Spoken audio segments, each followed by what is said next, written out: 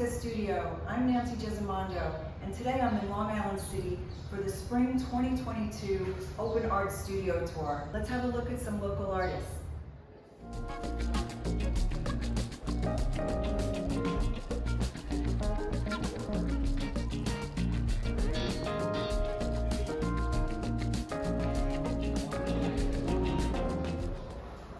Hi, I'm Mattingly. Hi, Mary. Mixed media artist. I work in metal. I do sculpture. Pieces here are my photography of graffiti around the world that I'm very fascinated with, and I focus on the gestures. I very often manipulate it in the computer, and it is printed on aluminum, and then it's laser cut with LED lights behind it.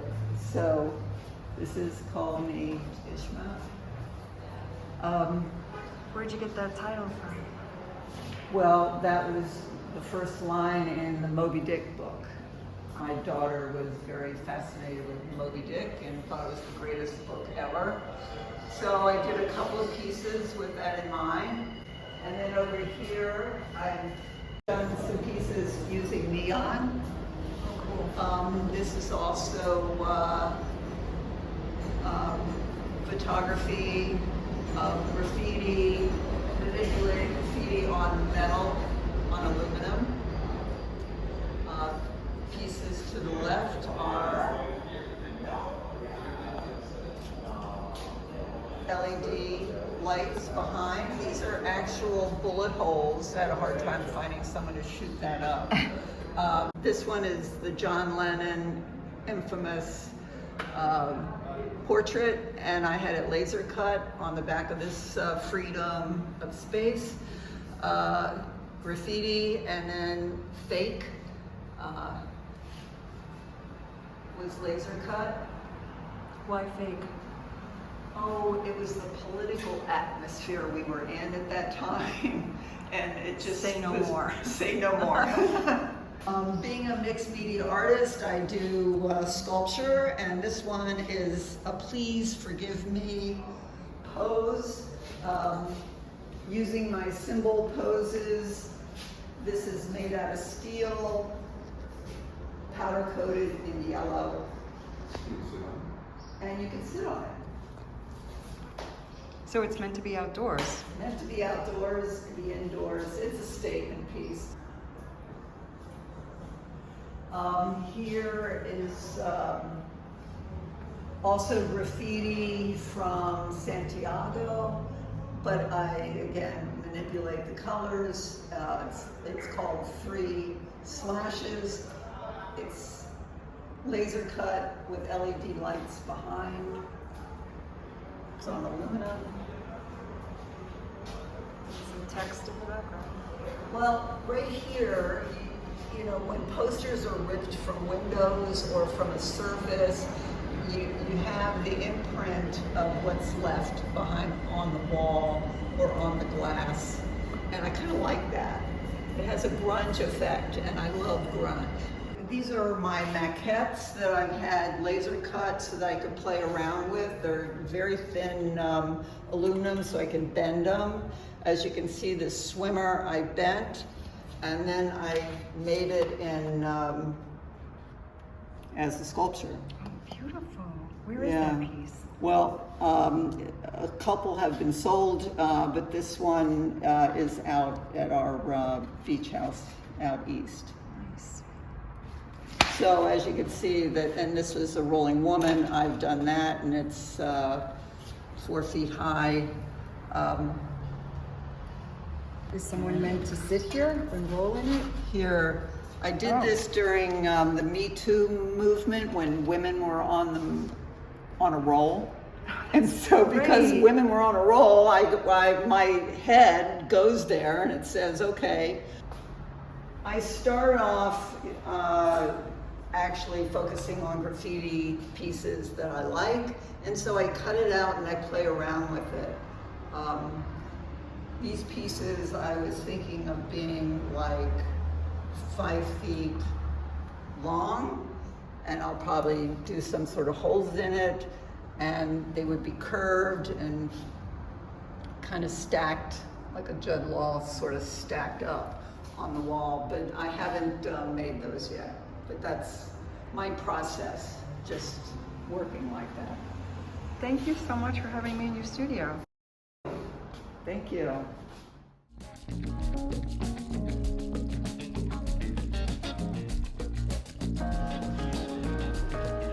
Hello. Hi, welcome to my studio. I'm Jose Mota. Nice to meet you. Nice meeting you. How are you? I'm Come on good, in. thank you. Thank Check you. it out. Oh, this is amazing. Thank you. Thank you. So I'm working with my studio. This works. It's called Insufficient Data. So, and I'm working here. This this is finished. So this is a civilized destination. Is basically the competency of this work is being related to map. For me, maps says a lot about a place. Besides just to see the map physically, is we use it as a tool to measure or to talk about certain part of the population. So so I'm fascinated to map. I'm into map. I'm other type of map. My other previous work is my last year was also a little bit more in topography. This one is a little bit more describing what when I see a place physically, what I see, especially in a city. Let's see, says a lot.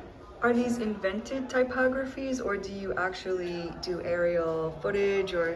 This photos? is invented. Invented. This is totally invented. It's out of my head. Some I can use some of the lines of a real map to get a realization of how a street look like or highway. But then I followed with a different path and they finish the highway in a different way. So, And what about this one? this one is just a work in progress. This is the beginning of this. So this will look like a little bit more to my right. So it will be close to that. This is basically to the second stage of the process, meaning that I will need like about 8 more steps to have that work to look like that. How do you get the numbers on? The numbers I use a rubber stamp and for the letter to text and camouflage a little bit what is in my thoughts, my mind about the work that I'm working with for this particular work. So. What is the shape that's over it? This black shape? The river. Oh, it's a river. It's basically related to water, but when I look at map, yeah, you see some water, but I see a little bit more because I know I'm looking them as a map. I'm using the map as a tool, but I'm looking more the abstract part of the map, a city. So this I call we are growing. So for me, yeah, so every time you see a city, you see as we are growing. We are growing in many sense. Yes, we are growing like how? We are growing on demand.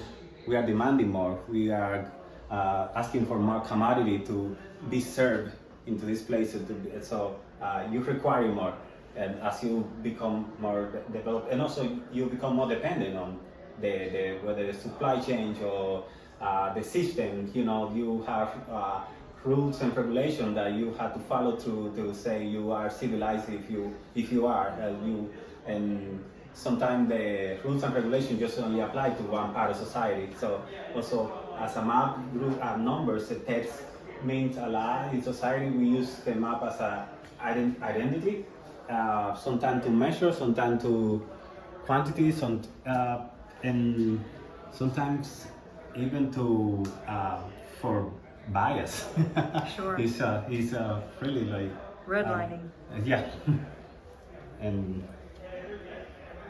How do you make the work? how I make Yeah, how do you make it? this one I actually use roller. I start with roller to get to the baseline. So the roller myself, then I basically modify the roller with the tools. Actually, I use the same tool that I use on the other work to modify the rollers, and I have several different rollers that to give me different sort of line Textures. and architecture. So I had to basically, Oh, wow. after I bought the roller, I had to change it myself to get all of this. And so I use this roller, all of this I roll, and probably some more. First, I also use the Dremel to actually help me to draw the line or actually engrave lines into this part of this work. Really? If you see, yeah, every single line is being basically drawn or engraved with this. There's a lot of different tools. The fabric, if you see the color underneath, so it's like etched away? Yeah, etched to it. So that fabric that I glue with Bondo, that's basically cotton. I use a brighter cotton that I can find to glue it. That little bit of Bondo and a lot of Mod Podge will give me that type of composite that is becoming almost like actually like a fiberglass. So this will be really hard. I can even punch it right now with a knife and I will make a hole. I mean, if I try with a lot of it, maybe I will. But that will tell me to stop, and I will use that as a background, as another background layer color that help me. Like you see the division here of the different colors, the blue and the yellow, and then you go to the lightest bluish or whitish red. So you sort of draw sculpt with it. Yes. Yes. Very cool. I can send you a picture later on how many pieces of fabric were here later up in this year work, so you can see what how many pieces of fabric. Then also I use paper. As you see here. Those are little pieces of paper, a stack of paper with a Mod Podge. Well, it will look like that later, and then I cut them, just to feed the plate, to feed basically the block, and feed it to there, and now become like a mosaic, a little bit of kind of gouache. Oh, yeah. Those are gouache and beautiful. And what else? Well, also in the after the acrylic, this one actually has oil paint. But Are these panel? no, it's actually fabric. It's actually fabric, just being protected by that. Actually, this is a cotton canvas. Sorry, it's protected by the fabric. Is what I mean. But it's no wood panel. Those are wood panels. Those are heavy because I use like a heavy wood panel because I was actually leaning on those to draw it. That was alone. That was like that's basically the topography. Yeah, that was a long process. I use a lot of them. Those are heavy. Those really are heavy. You can maybe do some exercise with them, but they look cool.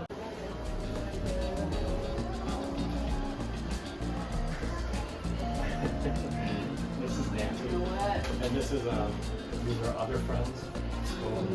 Hi, Nancy.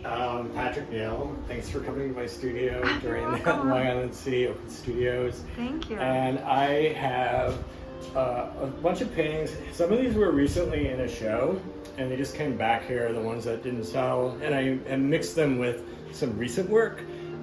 These two paintings are the most recent.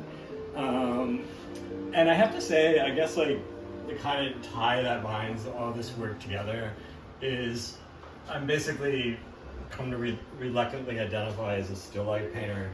I collect a lot of props that are either things that I buy on Etsy or eBay, plastic flowers, artificial flowers that I spray paint, glass vases that I will find in junk shops. A lot of these fabrics, I used to work as an art director, so I would collect these like beautiful textiles and kind of sheer different fabrics I've gotten interested in. During COVID, I was going for walks around the industrial areas of Long Island City, and I was collecting a lot of packaging materials, recyclables, wood, and construction nets.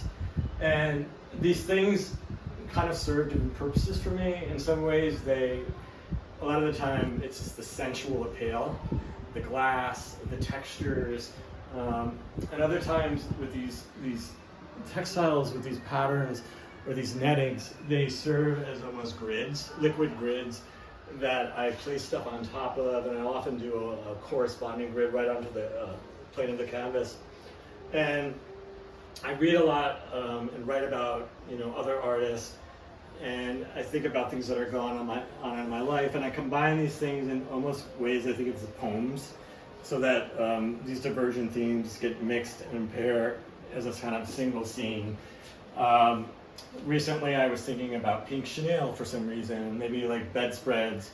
I was thinking about Wayne Thibault and kind of frosting, and I had this nice vase that I thought had a nice rib texture. I was seeing cherry blossoms blooming all over my neighborhood, so I started to get an idea revolving around pinks and a kind of floral pattern. But it was really mostly just this kind of responding to the nubs and the chenille and the frosting-like patterns. I literally hung this blanket on the wall, and I was tracing it, and I kind of create the illusion of a back wall plane and then a tabletop flat, a perpendicular plane. And so it has an element of flatness and 3 dimension. And this painting, I had found this beautiful piece of translucent glass in the garbage out on the sidewalk, and I was thinking about how it created this effect of snow, or like a kind of haze. I was thinking of snowy days. I kind of lit it up with colored lights. These were some little fairy lights I had at home, and I brought them back here. I found this little plant with in a junk shop, and I really liked how the plant was encircled in this bark, birch bark. And so I started creating this loose narrative around snowdrifts and thinking about looking out the window, something kind of romantic and nostalgic about it.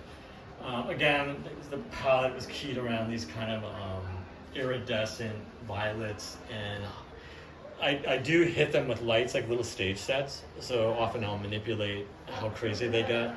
And and if you look around the room, you'll notice that like there isn't a kind of strict motif that runs through all my work. Like they change.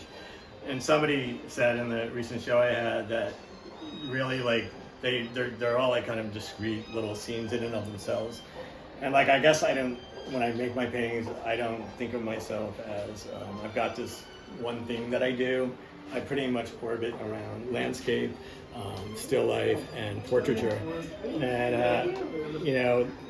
if I go over here, I was kind of like doing often just meditations on these materials, which are really like crepe paper, pantyhose, kind of sheer mesh fabric. I started lighting up my paintings from the ground plane with a light box, and I got very interested in this kind of see-through sheer iridescent thing.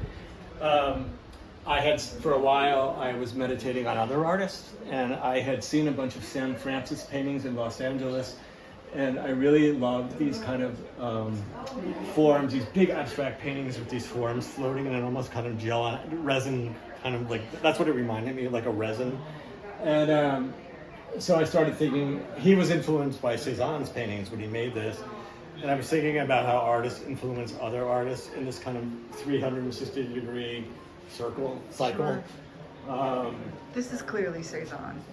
Yeah, and this is a perfect example of where going into the shower every day in my house and seeing this blue towel, and then always loving the nubby little textures of the towel itself, but also the color, and thinking like, like an echo of Cézanne's palette. And then I thought, that would really pop with some grapefruits and some oranges. And I hadn't done such a direct still life where I really pushed it to the front plane, and I kind of staggered it with these boxes and tiered layers, and I really pushed the fruit out. But I wanted to really make sure as I painted it too that I accentuated the, I don't know if you call it like terry cloth, with the folds, the shadows and the highlights. And the painting next to it is a very similar idea of having this beautiful plastic bag for years, finding this cloth bag, and then on a walk, this rubber ball, this rainbow-like rubber ball that was leaking air. Mm-hmm. And I kind of like, well, this is enough for me to make, this is an excuse for me to make a painting. And I played around with what I thought was going to be maybe more of a horizontal landscape formation, and then I really wanted to be a square, and I kind of compressed everything. I work in oil, and I also work in watercolor, depending on what I think the project calls for. This was sometimes I will see a plant on the way to my studio, and I think like I don't want to work with a prop that I've been too familiar with, and I get excited by the fact that in this case it's golden mop shrub. It's like, wow, that's a very exciting kind of form, and I'll pair it with something like this weaving of construction paper weaving that I made. I wove the pieces of the paper together, and I sprayed it with spray paint, and then I hung it on the wall and brought a plate over here. And again, literally like kind of traced it, and so that it almost a direct one-to-one. This is actually literally the size of the thing. And when I was finished with this, I liked it so much. I kept it hanging on the wall for quite a while, and thought I would revisit it in another painting, and I think I eventually threw it out, but I think I am going to do that again. I often do that. I will revisit a theme, and sometimes they go back as far as art school. Actually, sometimes I'm thinking about other artists, and it could be like I'm researching for my own work, or I'm writing about another artist for a publication, and at a certain point I had gotten very interested in symbolist painting, and I was looking at people like Henri Fantin-Latour and Redon, and I actually ended up doing 4 paintings around Fantin-Latour, 2 of which have a portrait of him in them. Both of them are very different, but sort of what's going on, I think, too, is I was finding these materials that for me, in some ways, touched on the kind of mystical and the fantastical around symbolist painting. So, and then I was enhancing them with mirrors and lighting, and I was actually using, at that time, things like glitter and nail polish and fluorescent paints, glow-in-the-dark paints. The other 2 that came out of that series didn't picture Latour at all, but to me, I was still in that frame of mind. And this painting this was the last in that group, and I called it Moth Wings, Fantin-Latour 4 Moth Wings. And I had found this piece of fabric swatch out on the street around here near my studio in the wintertime, brought it back, washed it, and I paired it with these blood red flowers that I spray painted, letting a lot of the residue from the spraying appear in the painting with this similarly like blood red crimson vase. And I think part of the reason I like these swatches is they remind me of other modernist paintings like Paul Klee, and the ribbing and the textures and the textiles remind me of brushstrokes or patterning and modernist paintings that I've seen in museums. So. Thank you so much. This was awesome. You're welcome. No, thank you. I get to go on with my talking, but thanks for coming. You're welcome. Have a great day. Bye. You can see the process. I start from the background. Guys, look at this. This is amazing. Hi, I'm Tomaso Albertini, and this is my studio. Hi. This is incredible work. Thank you. You are looking at my last work, and you can see every details from the cardboard, structure, and the painting. And this is a portrait of my family, my wife, and my 2 kids. That's amazing. Thank you. And also you can see here a work in progress. You can check directly how is the technique. So I put every piece by piece, and I glue everything together, and at the end I will painting everything. And you can see the finished result all around. Oh my goodness, wow. So these have like a strong cubist element? Yes, you can see some reference from George Condo, Picasso. I was a comic artist, and also I am from Italy. I love classic art. My favorite artist is Van Gogh, but I use a lot of reference in my work. but I think the technique is unique and the style is something different. Definitely. What is this piece about? This piece is about war, not a specific war, but every single war. So these bodies are not dancing. These bodies are dead, and like the butterfly between everybody, the black butterfly, and I think the work speak by himself. It's incredible. Thank you. So these paintings are my last series. You can see our a portrait. This character has a specific characteristic. He has only one eye, like my grandfather had, and a blue eye like my son.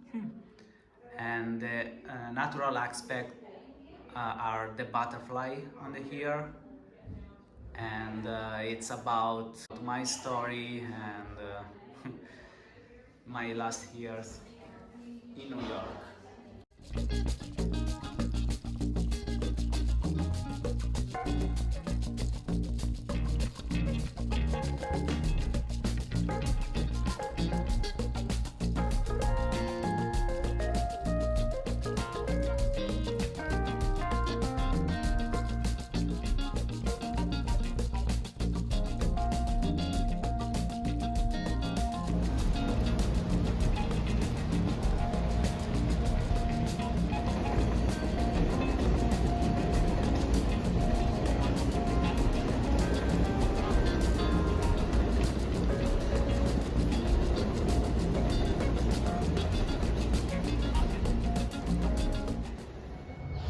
Thank you for tuning in to Access Studio today. I hope you enjoyed this episode in Long Island City and that you'll tune in next time. If you're interested in purchasing any of the artwork shown in the video, please see the closing credits for the artist's contact information. Thanks for watching.